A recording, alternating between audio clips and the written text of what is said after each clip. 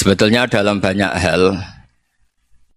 hal-hal yang keseharian itu lebih prinsip ketimbang ide kita tentang hal-hal besar.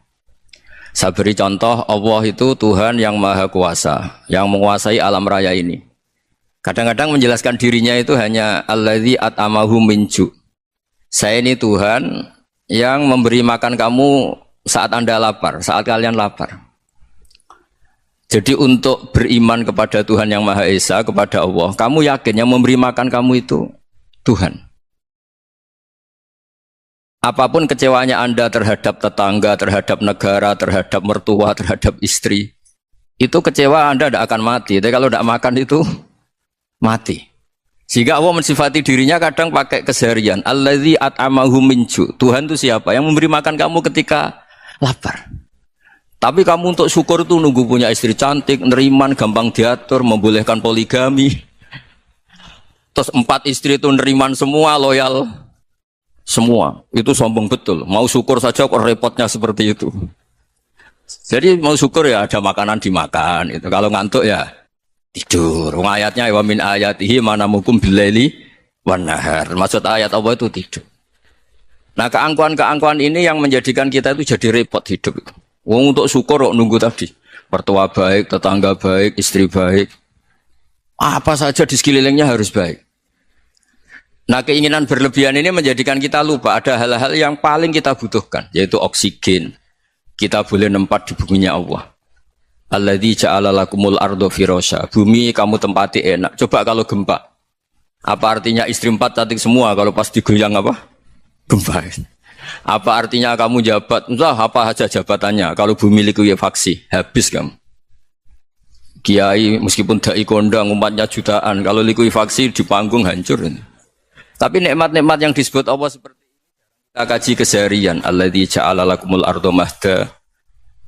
Allah itu yang menjadikan bumi dalulan yang mudah diinjak. Famshu fi mana biya, silahkan pakai jalan-jalan. Jadi saya termasuk benar-benar kiai Jawa. Kalau kerennya Kiai Nusantara atau Kiai Indonesia lah. Diajari bapak saya Kiai Haji Nur Salim, diajari Mbah Maimun. Itu Islam itu keseharian.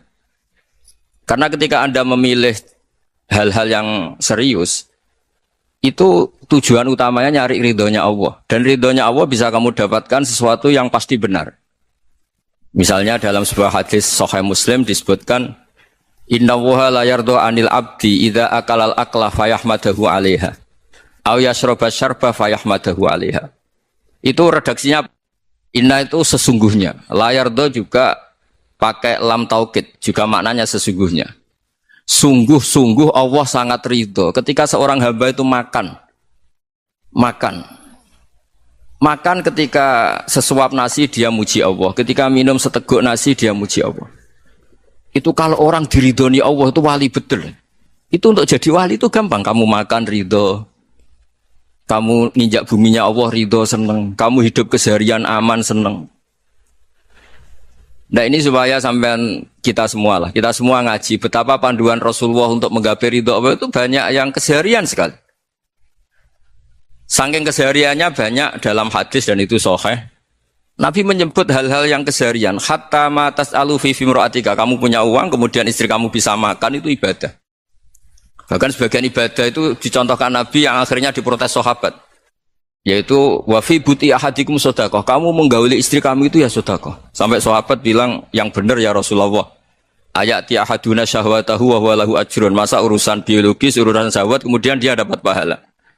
Nabi menjawab, alai salawadu'aha fi haramin aka'ana alaihi wisrun. Bagaimana kalau dia meletakkan ke yang tidak benar, itu kan dosa. Nah, hal-hal seperti ini yang saya ingin teman-teman semua. Saya juga agak ingin ngaji demi Anda juga agak ingin. Itu dosa sekali ngaji kok pesanan kelompok tertentu itu gak boleh. Islam itu untuk semua. Jadi ya cuma karena di depan saya jenengan ya seakan-akan jenengan korbannya. Itu ada ilmunya dalam usul fikih itu. Jadi orang itu harus ngaji usul fikih. Nama yang disebut, mungkin Mas Sufyan masih ingat zaman ngaji usul fikih. Nama yang disebut itu tidak jaminan sebagai prioritas perintah. Jadi misalnya gini, kebetulan yang di depan Nabi itu Abu Dzar. Nabi ya bilang, ya Abu Dzarin ini uhibbuka misalnya, atau ya Mu'ad ini uhibbuka, atau ya Abu Hurairah ini uhibbuka misalnya. Banyak lah riwayat yang Nabi nyebut ya Abu Dzarrin, ya Mu'ad, ya Abu Hurairah. Kemudian misalnya Nabi meneruskan khitab, ini uhibbuka, saya mencintai kamu, fakul dubur sholatin, atau sebagian riwayat disebut fala tada'anna dubura kulli sholatin, Allahumma inni ala dzikrika wa syukrika wa husni ibadatik. Saya mencintai kamu, siapa saja, Mu'ad bisa, Abu Dzar bisa siapa. Saya mencintai kamu, mohon kalau habis sholat kamu jangan lupa wiridan Allahumma a'inni ala dzikrika wa syukrika wa husni ibadatik. Ya Allah, tolong kami permudah supaya mudah ingat engkau. Anda tidak bisa mentang-mentang, wong nama saya Parmin, nama saya Purnomo, itu yang diperintahkan Mu'ad misalnya. Jadi yang disebut satu, tapi khitab itu untuk siapa saja.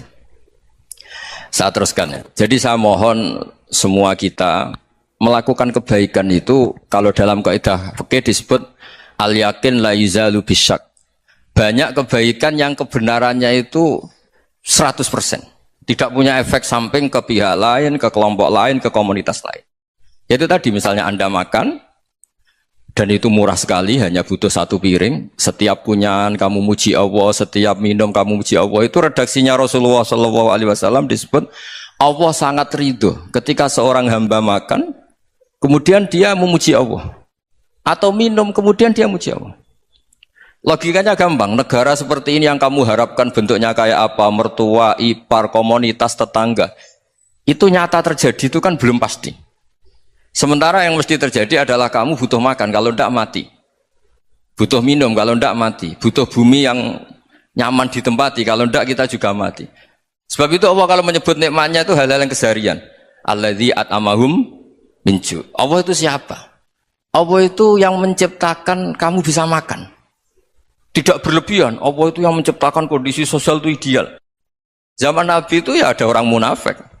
Orang-orang pilihan Allah itu juga diuji orang sekelilingnya yang macam-macam. Semua diuji sesuai konteks zaman dan waktu. Nah, tapi ada ibadah-ibadah yang selalu disarankan Nabi. Sampai Nabi itu pernah ditanya, ayul Islam ya khairun ya Rasulullah, Islam terbaik itu gimana? Jawaban Nabi itu unik. It'amut to'am. Islam terbaik itu ya makan-makan, jangan santai-santai. Ketika Allah menyebut beberapa kebaikan, falak tahamal aqobah, wa ma adrokan apa? Mal aqobah. Terusannya apa? Fakku rokobah. Terusannya apa? Au it'amun fiyaumin di masubah. Ya itu acara makan-makan itu juga Islam. Kenapa? Ya bayangkan kalau tidak ada makanan, kita mati kan?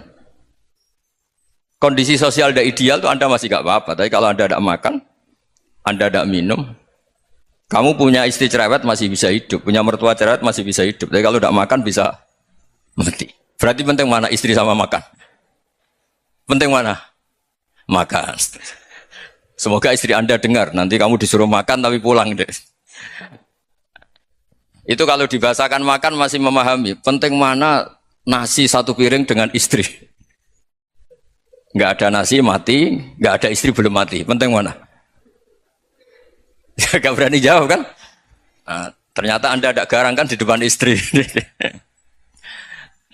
Jadi saya mohonlah, mungkin Mas Sufyan Sauri tadi yang bisa bantulah. Teman-teman tuh ngaji yang keseharian saja. Karena kita nyari ridho Allah itu berdasar firman Allah. Dan firman Allah itu menyebut keseharian itu riang, gampang. Yaitu tadi misalnya wa min ayatihi manamukum billaili wan nahar. Termasuk ayat-ayat Allah itu kamu tidur. Maka dulu itu ada guyonan, ada tokoh Mu'tazilah, kelompok dalam Islam yang berpikir manusia itu bisa menentukan ikhtiarnya sendiri. Karena saya bisa duduk, duduk, ingin berdiri, berdiri.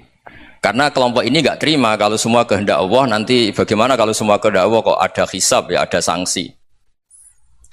Lucunya itu dia akhirnya ini cerita ya, mencintai seorang perempuan cantik sekali. Dan itu dia menjadi ahli sunnah itu oleh hal-hal yang sepele. Karena istrinya cantik, ya namanya suami istri hubungan intim. Terus ditanya, Mas, masih ingin lagi? Masih. Silahkan diulang lagi. Wah ya tidak bisa. Katanya manusia bisa menentukan yang diinginkan. Itu tobat itu. Itu nggak bisa ditobatkan Mas Sufyan Ats-Tsauri. Orang cantik yang mudah nobatkan orang itu orang cantik. Segampang itu. Akhirnya kita tahu, makanya kalau dalam kitab Hikam itu disebut Al-akil mayakul madza yaf'alu wa hubi wal ghafil mayakul madza af'al. Orang yang punya akal karena sadar ini wilayah Allah, semua milik Tuhan. Itu dia tiap hari berpikir, besok Allah akan melakukan apa terhadap dunia ini. Kamu merencanakan suatu mau plesir ternyata gempa. Mau wisata ke Rusia ternyata perang. Kamu tidak pernah tahu apa yang akan terjadi besok. Wa ma tadri nafsum madza taksibu ghadan. Tapi anda semua kita ini sering punya jadwal permanen. Makanya saya kalau diundang siapa saja, sana takdir.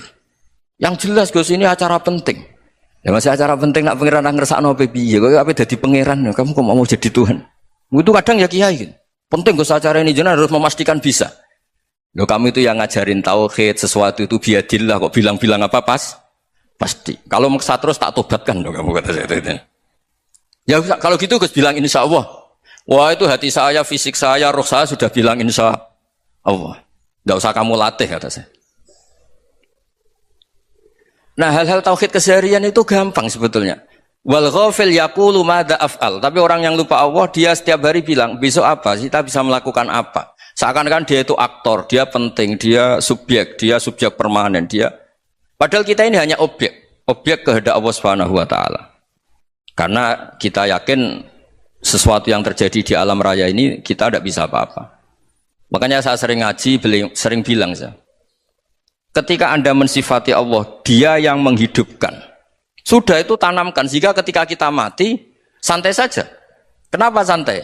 Allah punya cara menghidupkan kita. Zaman kita hidup juga gak tahu caranya ngelola jantung, ngelola paru-paru. Kamu juga gak tahu ngelola oksigen yang tidak beracun, tidak ngandung polusi. Tahu-tahu hidup. Gak ingin tua ya tahu-tahu tua, gak ingin mati tahu-tahu mati. Selama ini kita hidup juga gak tahu apa sebetulnya. Hanya gaya tok, punya jadwal, punya planning. Kalau kamu bisa menentukan pilihan Anda, pasti Anda istrinya cantik, 4 neriman semua, qanaah semua. Nyatanya enggak kan? Ada 1 jelek, cerewet. Wah itu kan, nyatanya enggak bisa apa-apa Anda kan? Dan kamu bawa mati lagi. Itu kan, istri Anda juga gitu, punya keinginan, punya suami yang ganteng, yang jabat, yang neriman, yang enggak poligami. Ya enggak kesampaian juga. Kalau kita ngitung tingkat kegagalan kita itu gagal terus. Ya kan? Nah, terus ingat Allah, madza yaf'alu wa hubi. Orang yang punya akal selalu berpikir Allah itu menghendaki apa terhadap saya. Loh, sama-sama orang itu. Ngelihat orang yang serius, itu kata Anda itu pemikir berat, serius. Senang punya tokoh yang merengut karena kamu anggap serius. Tapi sebagian orang anggap orang yang serius itu wong merengut, wong masam, wong muka kok ditekuk. Jadi sama itu hati ya muqallibal qulub tsabbit qalbi ala dini, karena kita enggak tahu cara berpikir kita tentang orang lain, tentang sekeliling kita. Misalnya kita orang baik yang jenis ngrumat fakir miskin. Ada orang bangun masjid mewah itu janggal. Apa artinya masjid mewah kalau banyak orang kelaparan? Tapi kalau yang jenis pendidikan apa artinya masjid mewah kalau tidak bisa ngaji? Nanti yang jenis infrastruktur apa artinya ini kalau semuanya punya sudut pandang yang berbeda-beda. Dan Islam mengapresiasi semua kebaikan. Tapi katakan semua kebaikan itu adalah kehendak Allah Subhanahu wa taala. Karena apapun baik Anda itu pakai fasilitas yang diberikan oleh Allah Subhanahu wa taala. Sehingga ini yang disebut qulillah tsumma darhum fi khawdihim yal'abun. Ya kembali tadi ke tema-tema bahwa keseharian Anda ini sudah Islami. Saat Anda tidak bisa melakukan apa saja. Saya sering ada jenazah, biasanya kalau tetangga meninggal saya sering disuruh ngelepas. Saya bilang orang ini baik karena sering ngelamun di rumah, sering nganggur di rumah. Ditanya sama anaknya, kenapa Gus nganggur baik? Ya kalau dia nganggur artinya juga enggak berbuat sesuatu yang maksiat kan? Ya kan? Orang nganggur di rumahnya ya enggak bunuh orang, enggak maling, enggak korupsi, ya namanya nganggur di rumah. Lah cuma istri cara pandang nganggur enggak menghasilkan uang gitu. Tapi juga enggak menghasilkan kriminal kan? Jadi sebenarnya Islam itu makanya kalau sampai ngaji usul fikih itu ada kitab usul fikih namanya Lubul Usul, itu terkenal sekali di pesantren itu. Itu kalau ngapresiasi keseharian itu luar biasa. Izma min mubahin illa wa yatahaqqaqu bihi tarku haramimma. Karena keseharian yang mubah saat Anda lakukan itu ada kehebatan yang luar biasa, yaitu meninggalkan haram. Makanya dulu banyak orang-orang alim ketemu temannya itu guyon sampai semalaman. Itu biasanya yang semangat Islam itu kiai kok ndak tahajud, kiai kok ndak witir. Orang yang sedang mapan uangnya banyak, malam itu tidak kelayaban itu sudah luar biasa. Melawan nafsu supaya tidak maksiat itu sudah luar biasa. Supaya lupa guyon sama temannya semalaman sampai subuh. Gejolak-gejolokan ngenang zaman miskin, zaman kuliah gak jelas, zaman apa. Melihatnya jangan tarkut tahajud. Seperti ini meninggalkan tahajud, tapi meninggalnya ini talkul muharramat. Jadi kayak apa hebatnya?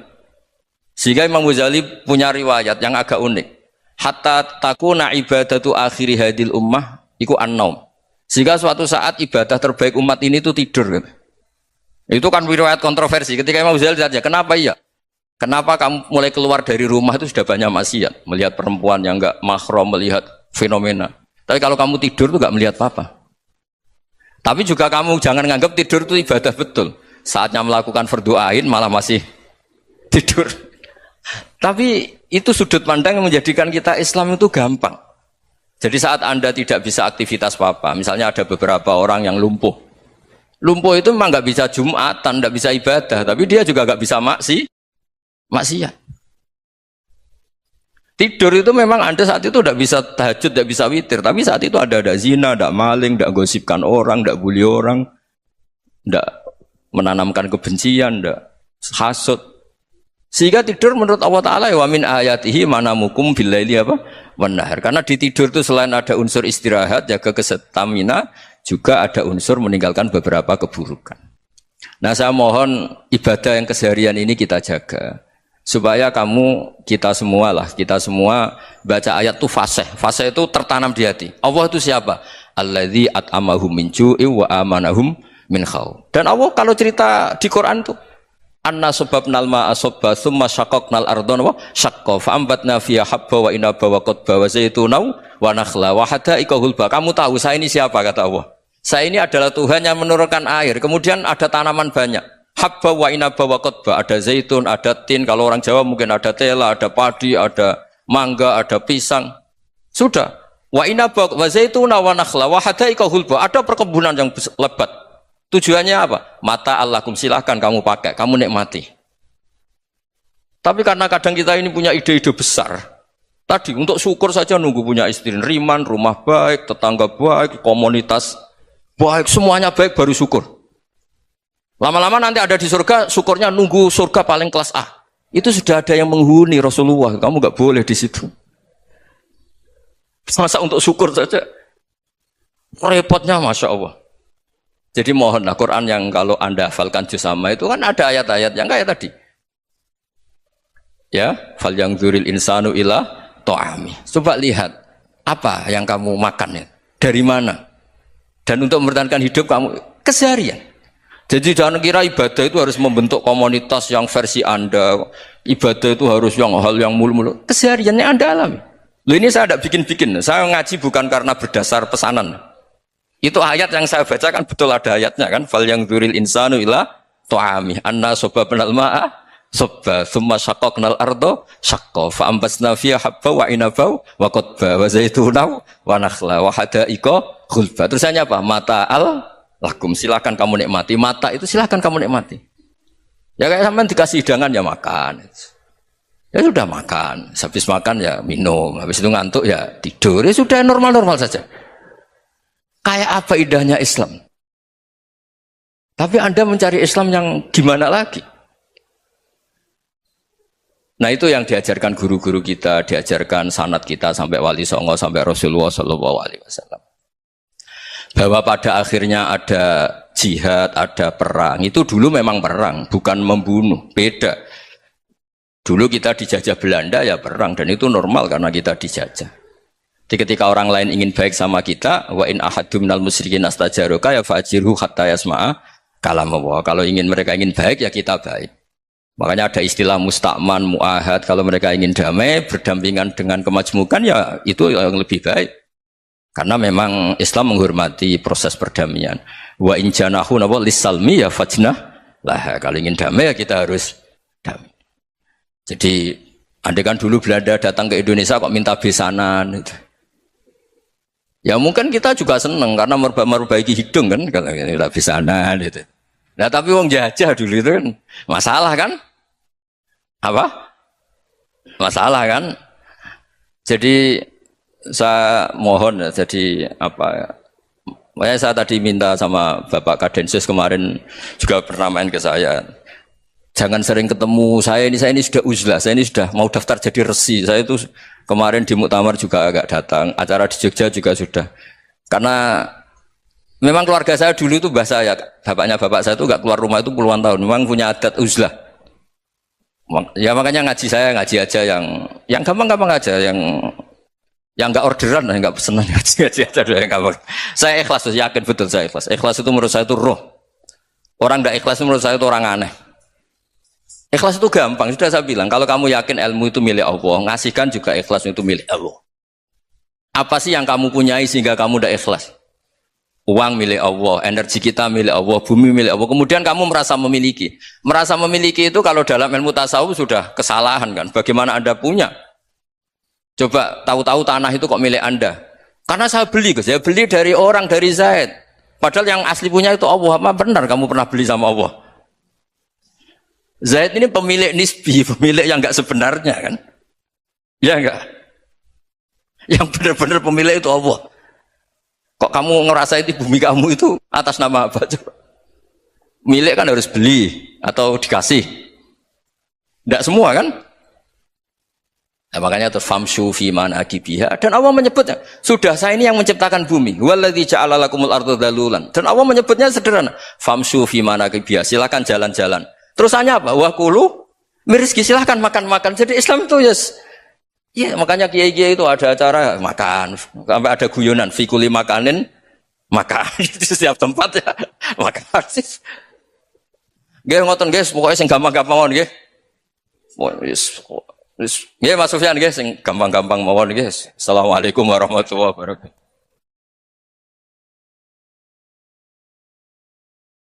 Perasaan saya juga seluruh ulama di dunia. Saya ulang lagi, perasaan saya juga seluruh ulama di dunia. Bahwa Islam masuk itu macam-macam sebabnya. Dulu kita tahu, kita sebagai warga Indonesia, Islam masuk itu ya dibawa orang yang agak kedunian, ya kayak jenengan lah kira-kira gitu. Ya kayak mbak-mbak ini, ya agak-agak mata duitan gitu. Karena kita tahu rata-rata ahli sejarah mengatakan Islam di Indonesia dibawa kiai apa pedagang. Pedagang tuh nyari uang apa nyari dakwah kira-kira. Ya semoga Anda mirip-mirip seperti itu. Ya jadi nyari uang karena ada nurani Islam sehingga tetap saja membawa Islam. Saya tidak tahu Islam Anda ala apa, tidak tahu. Pokoknya mau ngaji ya berarti Islam ala ahli sunnah apa? Wal jamaah. Jadi ini penting saya utarakan bahwa Islam itu agama yang mudah difahami sehingga dibawa pedagang saja ya kasil. Dibawa orang yang kedonyan enggak jenengan juga kasil gitu. Dibawa orang baik ya kasil, dibawa orang broken juga kasil.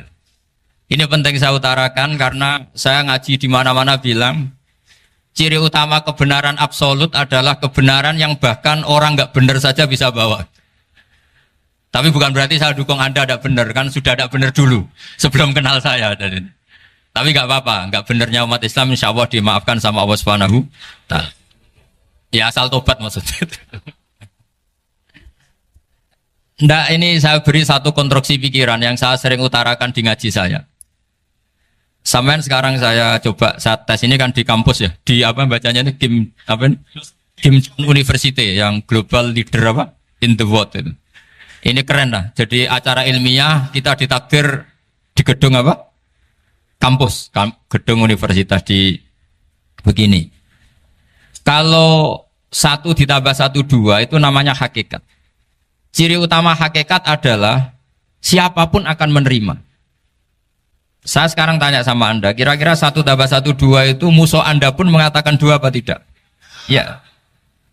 Pekerja Korea ya bilang 2, Rektor Al-Azhar juga bilang 2. Kamu yang sekarang sedang mungkin sebagian broken sama istri juga bilang 2. Istri kamu yang mangkal sama kamu juga bilang 2. Yang cemburu ya bilang 2, yang dicemburuin juga bilang 2. Karena begitu mudah kebenaran absolut diterima oleh siapa saja. Begitu juga eksistensi Allah sebagai Tuhan. Itu mudah diterima oleh siapa saja. Sehingga pembawanya tidak perlu seorang kiai atau gus atau mubalek atau ketua mu'in. Cukup karyawan pekerja Korea. Karena kebenaran absolut itu kebenaran yang mutlak. Siapa saja yang waras pasti ngakui. Kira-kira orang yang berpikir sehat pasti berpikir begini, ini yang diajarkan Quran. Bumi ini kadung wujud, sudah wujud kadung wujud, punya eksistensi. Mungkin nggak sesuatu yang wujud kemudian disebabkan oleh sesuatu yang nihilisme, yang tidak ada. Mungkin enggak? Enggak mungkin.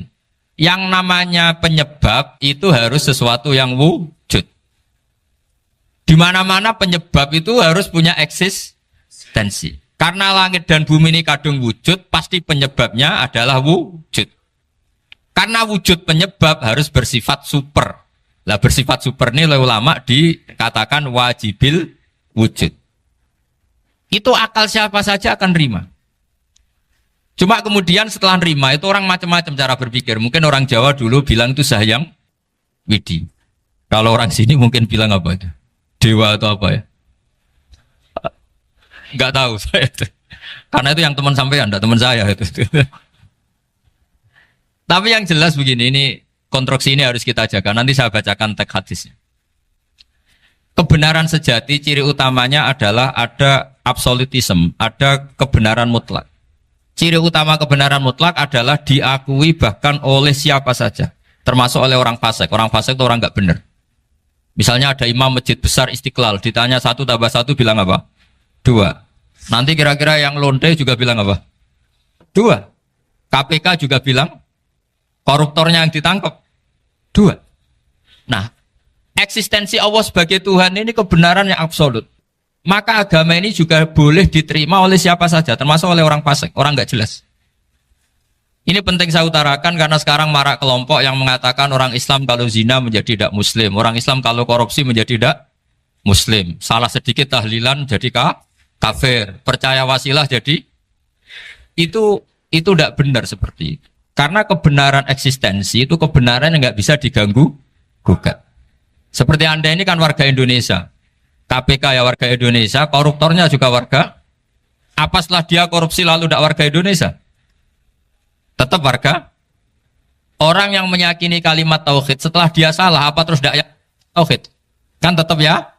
Maka dia tetap Islam.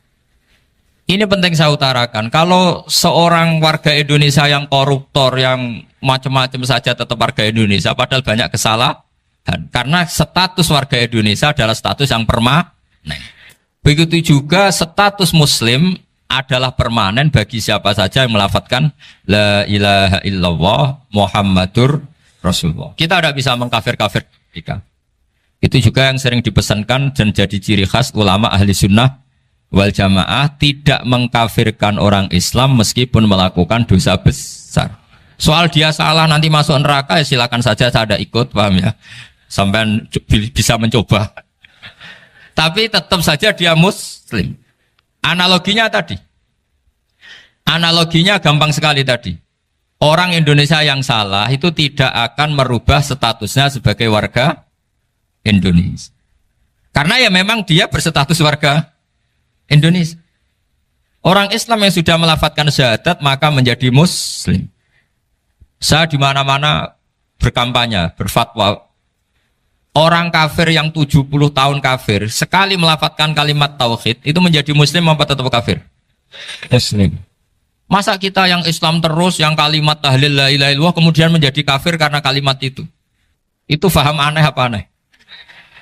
Wong yang kafir saja menjadi muslim karena kalimat tauhid, yang Islam menjadi kafir juga karena kalimat. Ini ngajak apa-apaan? Ya ngajak goblok-goblokan, kira-kira kan gitu. Ini penting saya utarakan karena ini penting. Nah, setelah kamu yakin tauhid, ciri utama tauhid itu apa? Menstatuskan sesuatu sebagaimana hakikatnya. Misalnya bumi Korea, ini statusnya tetap buminya apa? Maka dari awal saya husnudzon sekali sama Allah Subhanahu wa taala bahwa suatu saat di bumi mana saja itu ada tahlil. Enggak ngira kan ada ateis di sini, bumi ateis kemudian ada tahlil, ada sakduna, ada macam-macam. Karena kita ketika sholat, makanya saya tadi janji akan memaknai kalimat-kalimat yang sering Anda baca ketika sholat. Di sholat saat ada itidal ngendikan apa? Rabbana lakal hamdu, ayo dibaca, mil'us samawati wa mil'ul ardi wa mil'u ma syi'ta min syai'im ba'du. Sama nani secara tradisi pesantren Robbana do pangeran kita laka iku kaduwe panjenengan alhamdulillah segala puji. Engkau punya segala puji. Mil'us samawati yang pujian itu memenuhi langit. Tentu langit itu penuh dengan pujian. Semua malaikat bertasbih bertahmid. Karena malaikat tidak ada yang kerja di pabrik itu tasbih terus gitu. Gak ada yang nyari uang, gak ada yang cari won ya. Apa won ya kalau bahasa? Kalau di sini gak kiainya aja nyari uang. Terusannya apa? Wamilul ardi dan pujian itu memenuhi bumi. Korea termasuk bumi Allah apa enggak? Jadi saya sudah menduga suatu saat Korea itu ya penuh dengan pujian. Dan ini betul. Siapa yang ngira kalau di bumi Korea ada yang hafal lagu Sakduna itu? Itu lagu kesayangan guru kita semua Kiai Haji Maimun Zubair. Gak ada yang ngira. Siapa yang ngira kalau di sini ada ngaji seperti ini? Di Rusia juga sama. Uni Soviet itu negara ateis. Tapi lama-lama pecah karena glasnost itu dan perestorika itu. Kemudian menjadi pecahan-pecahan negara muslim. Ada Uzbekistan, Tajikistan, Ceknya. Semuanya menjadi negara apa? Muslim. Karena dari awal lakal hamdu mil'us samawati wa mil'ul ardi. Dan pujian itu pasti memenuhi langit, juga memenuhi bumi. Kalau Anda baca itu di Indonesia, mungkin wajar. Di Indonesia banyak acara-acara seperti ini. Tapi kalau di Korea, ternyata benar. Dan Anda ini kalian semua termasuk pembuktian benarnya wamilul ardi. Keren kan teman? Oh keren sekali, bukan sekedar keren sekali. Makanya saya jarang diundang pengajian mau, tapi diundang di Korea mau. Tapi saya ada niat datang undangan, memang saya ingin datang. Jadi, ya karena itu. Ini bentuk penghormatan saya. Bentuk penghormatan saya bahwa pada akhirnya benar-benar lakal hamdu mil'us samawati wa mil'ul ardi. Jadi Anda tidak perlu pesimis, dulu Indonesia juga seperti itu. Banyak Buddha, Hindu, macam-macam ateisme. Kemudian berkatnya para ulama sekarang jadi negara yang mayoritas Muslim. Korea, barokahnya orang-orang kedonyan seperti ini banyak Islam itu. Gak apa-apa. Karena sebagian agama Islam, sebagian sejarah ditulis di bawah pedagang-pedagang Gujarat. Kira-kira orang Gujarat ke Indonesia dulu yang namanya pedagang cari apa? Uang. Tapi namanya orang Islam hatinya tetap adanya tauhid. Nyari uang ya tetap sambil dakwah. Kalau yang ke Korea langsung kiai mungkin tidak seramai ini Islam. Karena kalau kiai datang langsung dicurigai jadi misionaris. Jadi ribet malah. Tapi kalau sampean nggak ada yang curiga. Namanya pekerja saja nyari uang. Dan itu memang fakta. Cuma kadang ya sadar terus ya bagus lah seperti itu. Nggak apa-apa. Maksud saya ini saya memberi support, memberi tasjek bahwa Allah itu luar biasa. Jadi kalau ingin menyebarkan agamanya macam-macam. Kadang kiai tidak bisa mengislamkan orang, itu anak-anak mahasiswa pacaran itu banyak yang pacarnya itu masuk Islam. Tapi sampean jangan bilang pacaran halal, ya tidak pernah halal. Tapi Allah kalau menghendaki memberi hidayah itu jalannya macam-macam.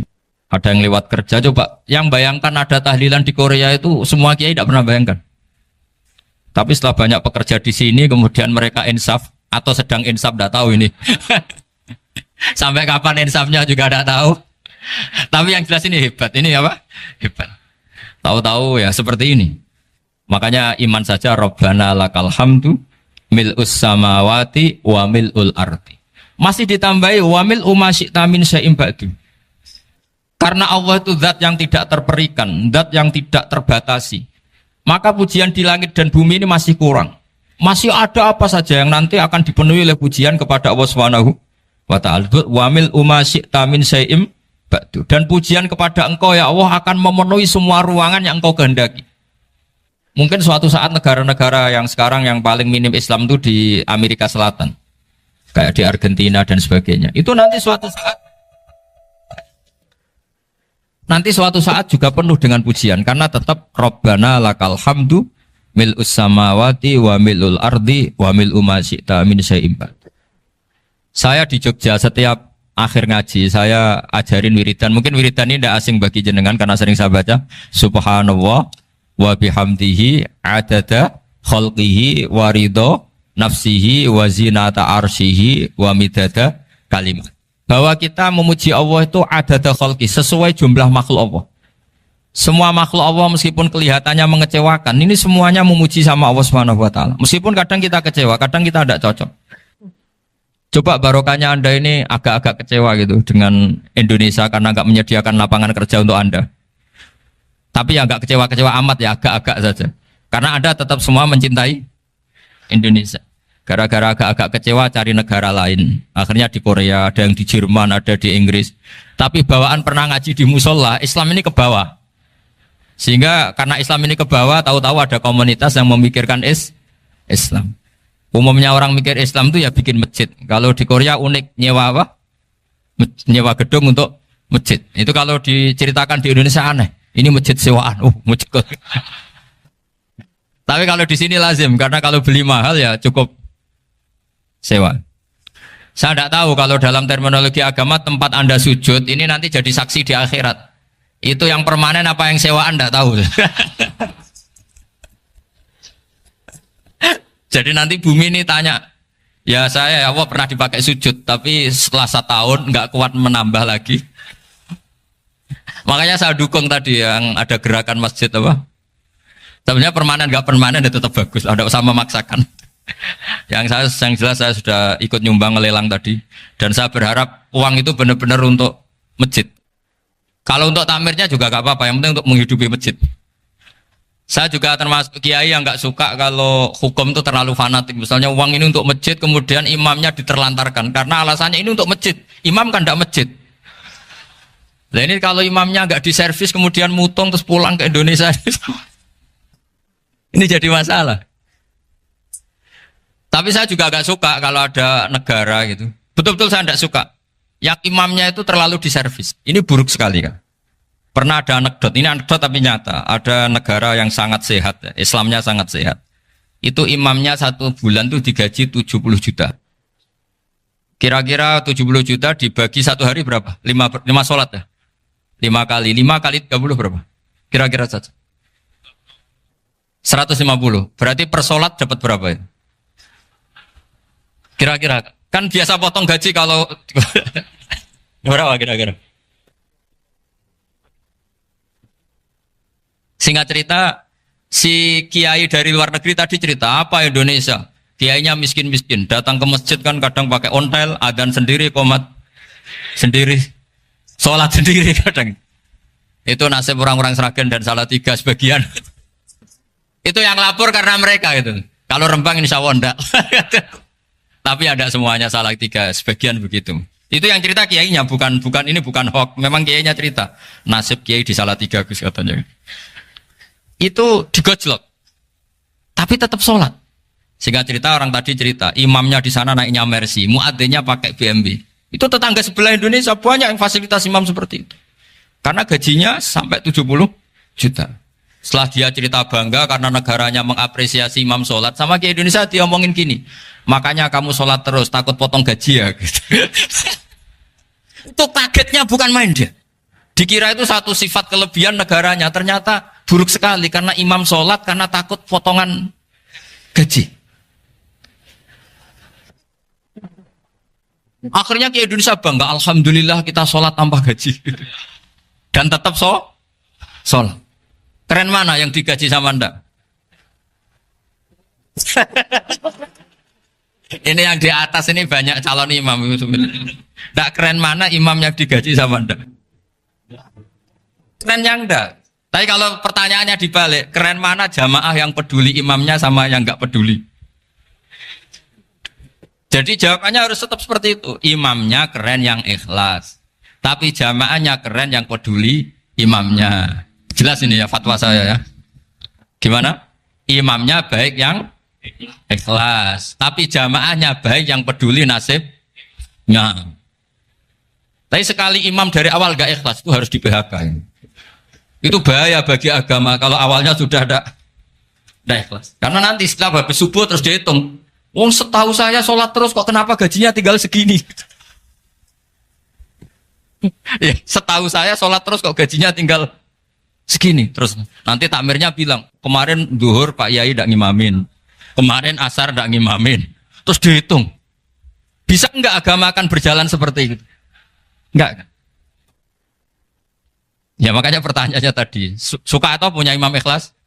Suka. Tapi imamnya juga suka kalau jamaahnya peduli. Ini penting. Jadi saya mensupport Anda, mensupport kalian semua bahwa agama ini akan diurus oleh Allah Subhanahu wa taala.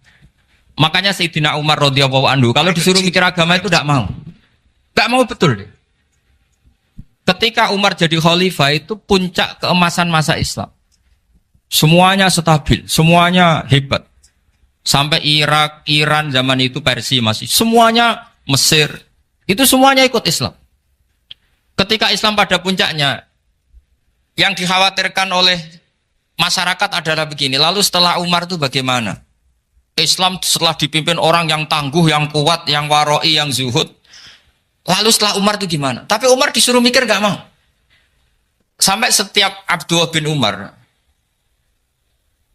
jalan-jalan di kampung-kampung itu abahnya dianggap pecundang. Tahu sampean pecundang? Orang yang gak tanggung jawab. Karena orang-orang bilang gini, ya Abdullah bin Umar, bagaimana pendapat Anda kalau ada penggembala kambing di tengah hutan atau di tengah padang rumput, kemudian dia ninggal gelanggang kambingnya. Kamu anggap penggembala ini gimana? Oh itu penggembala yang zalim itu. Pasti kalau kambing ditinggal ya kacau. Apalagi ini ummatu Rasulullah Shallallahu Alaihi Wasallam. Ini abah kamu tidak pernah wasiat, tidak pernah ngatur suksesi. Lalu Islam setelah dia bagaimana? Suruh dia ngomong penggantinya siapa? Karena beliau sudah sepuh harus ada suksesi. Akhirnya Abdullah bin Umar lapor ke Umar. Ini gimana abah orang mengkomplain begini. Apa kata Umar? Agama itu beda dengan kambing katanya. Agama itu milik Allah Subhanahu. Mbok saya pikir, tidak saya pikir tetap jalan. Nah ini terbukti. Jangan ulama ya ndak, mufti ya ndak, tapi bisa menjalankan agama. Kalau agama sampean pikir malah rusak. Sudah pokoknya lakukan saja, tidak usah dipikir. Akhirnya betul. Karena agama ini milik Allah.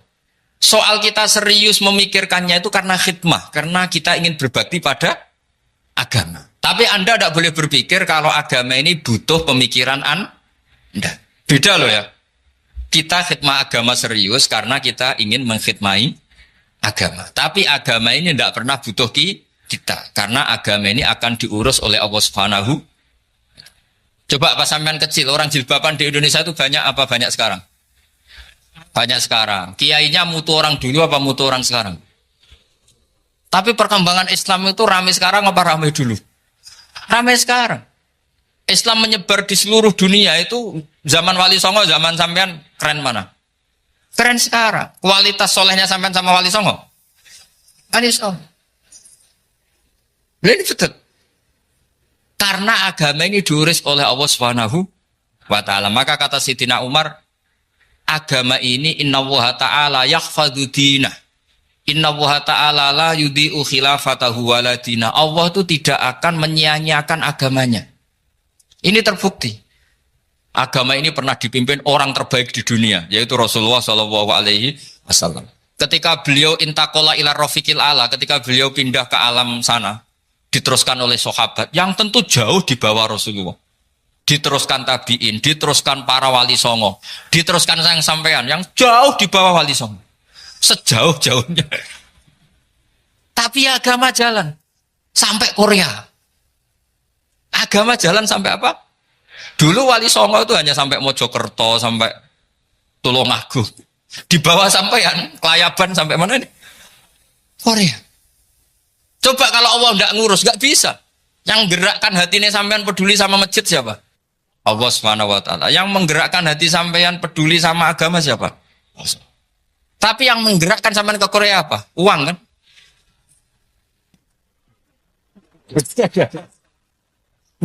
Enggak apa-apa, jujur saja, jujur ya, santai aja. Ini bagian dari keramatnya jenengan. Niatnya agak bener tapi dibenerin Allah di sini.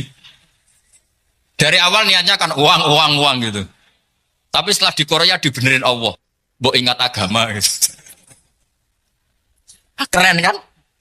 Makanya yang syukur sama Allah Subhanahu wa ta'ala. Yang bisa hanya Allah ta'ala. Makanya dalam dunia kiai selalu baca apa? Alhamdulillah alladzi hadana lihada wa ma kunna linahtadiya laula an hadana Allah. Alhamdulillah kita diberi hidayat seperti ini. Kalau tidak Allah tidak bisa. Sudah mata duitan, kadang istri ngomel, mertua tidak percaya. Sudah setengah-setengah broken gini di saya tahu sampai ke Korea itu karena broken pas saking sayangnya keluarga. Potensinya hanya dua. Dibela-belain kerja demi keluarga atau agak broken maka ke sini. Tapi apapun potensi itu tetap baik. Itu takdir sudah, itu takdir tidak usah dibicarakan. Semua itu apa? Karena orang kalau sedang rukun ya tidak mau tukaran, kalau sedang tukaran ya tidak mau rukun. Itu sudah semuanya takdir. Kata bapak saya dulu kalau ada orang mau jualan tanah, Pak Yai tanah saya mau saya jual. Ini gimana padahal ini tanah warisan. Kata bapak, nak waya adol ya adol. Memang ini saatnya jual ya jual saja. Nanti kalau kaya saatnya beli ya beli saja. Karena kalau sudah saatnya jual mau beli ya nggak mungkin kan. Mau memang saatnya jual.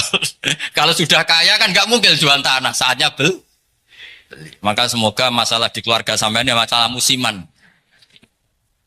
Maksudnya yang tukarannya ini musiman. Yang rukunnya permanen.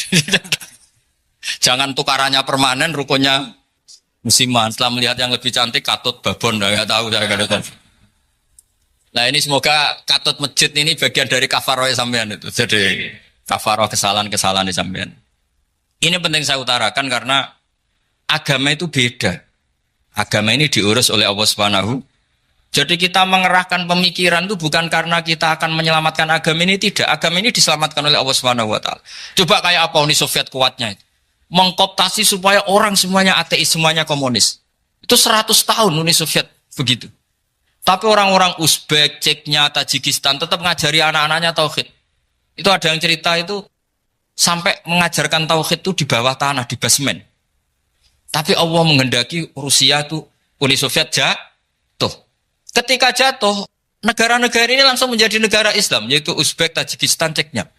Mungkin nggak mereka langsung menjadi negara Islam, andai kan saat menjadi Uni Soviet benar-benar menjadi ateis. Nggak mungkin kan? Karena saat dikooptasi Uni Soviet, akidah mereka tetap tauhid. Cuma nggak berani muncul. Artinya apa? Uni Soviet nggak bisa menghabisi Islam. Kurang kerennya Uni Soviet zaman itu. Bisa nggak menghabisi Islam? Nggak bisa. Donald Trump dulu termasuk Islamfobia. Tapi setelah dia anti-Islam, malah orang Amerika demo supaya memperhatikan Islam. Nggak bisa. Makanya Korea pun tidak bisa menghabisi Islam. Kalau sampean menghabisi Islam sendiri bisa. Karena terus gak mau sholat, gak mau zakat itu sampai. Tapi sampean tahu yang Islamnya habis, Islam tetap baik-baik saja. Makanya ini penting saya utarakan supaya kamu pede bahwa agama ini pernah dibawa orang yang pedagang.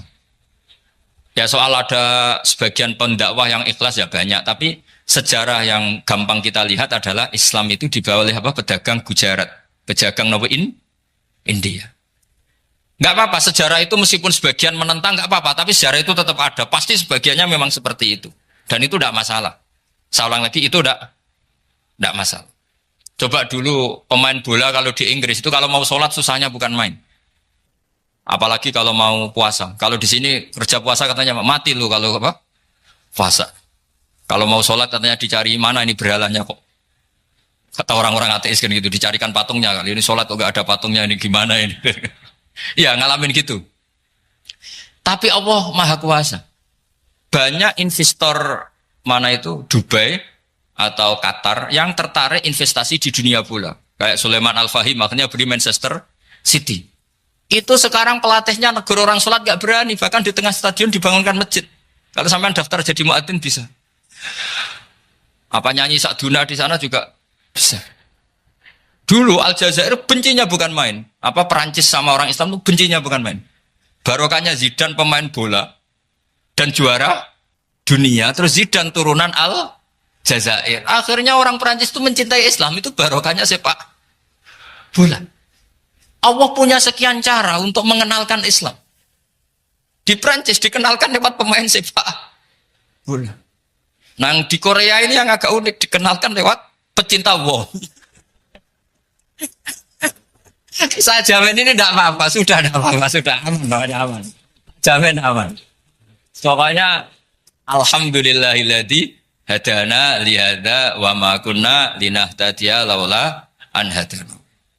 Karena agama ini dibawa oleh Allah Subhanahu wa taala, yang menjaga juga Allah Subhanahu wa taala. Sama tidak usah khawatir. Kalau ada kelompok tertentu yang mengkhawatirkan Islam, sekarang Islam bahaya gini-gini, itu kurang roja, itu kurang optimis itu. Harapannya sama Allah tipis, harus ngaji lagi.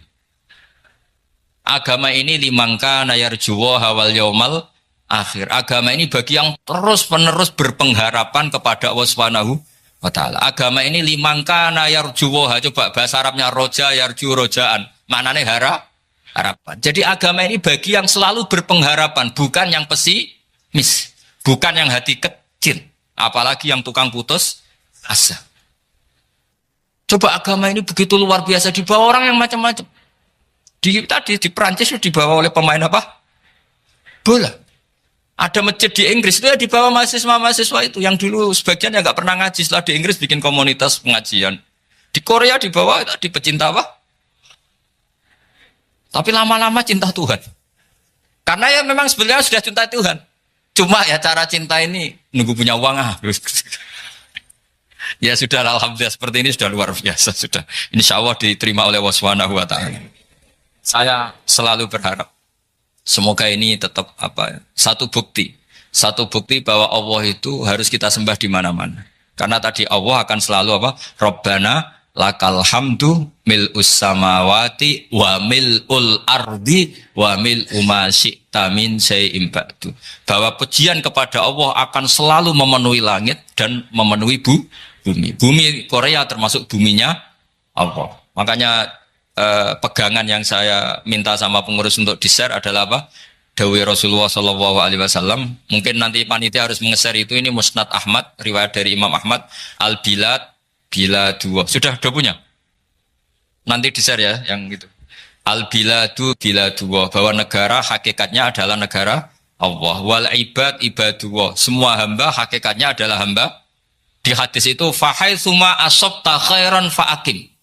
Kapan saja kamu menemukan kebaikan di tempat Anda berdomisili, fa'akim. Kamu tidak apa-apa di situ. Kamu di sini dapat uang, dapat masjid, dapat sewa masjid. Tidak tahu sewa apa permanen. Pokoknya itu bagus gitu. Buminya dirayu. Bumi meskipun ini nggak permanen, tapi tetap jadi saksi loh ya. Harus ada kompromi ini. Karena kalau dengar orang Indonesia jadi aneh. Masjid kok nyewoi. Tapi aneh di Indonesia, ada aneh di sini. Sampean tenang saja. Tentu malaikat pencatat di sini juga sudah tahu kalau sebagian masjid itu sewaan. Jadi ya ada eskal-eskal amat lah, sudah. Nggak janggal-janggal amat karena kondisional Jadi saya nanti minta panitia supaya mengeser tadi hadis riwayat siapa? Imam Ahmad bin Hambal yang diriwayatkan oleh salah satu minal asroh al-mubasyarina bil jannah, yaitu Zubair bin Awam. Nabi ngendikan al-biladu biladullah, negara mana saja adalah negara Allah. Wal ibad ibadullah, semua hamba adalah hambanya Allah. Fahaitsuma asabta khairan, di mana saja kamu mendapatkan kebaikan, fa'akim, kamu tidak apa-apa berdomisili di situ. Ya saya mohon ini penting sekali. Pokoknya saya mohon kalimat tauhid ini dijaga. Karena kalimat tauhid ini kata semua ulama, kasyajaratin thayyibatin asluha tsabitu wa far'uha fis sama. Dan kalimat tauhid ini pasti tu'ti ukulaha kullahinim bi'izni rabbiha. Kalimat tauhid yang dibawa umat Islam seluruh dunia.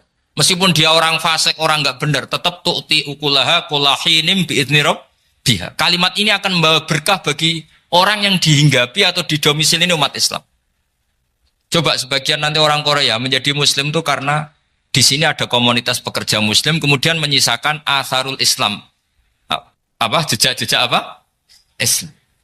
Enggak apa-apa. Pasti kalimat ini tu'ti ukulaha kullahinim bi'izni rabbiha. Jadi kalimat tauhid adalah kalimat yang kata Allah tu'ti ukulaha kullahinim bi'izni rabbiha. Anda tidak usah khawatir bahwa apa yang Anda lakukan apapun kecilnya akan ditulis oleh Allah Subhanahu wa ta'ala. Kata Allah, wa naktubu ma qaddamu wa atharahum. Di mana di surat Yasin itu? Inna nahnu nuhyil mauta wa naktubu ma qaddamu wa atharahum.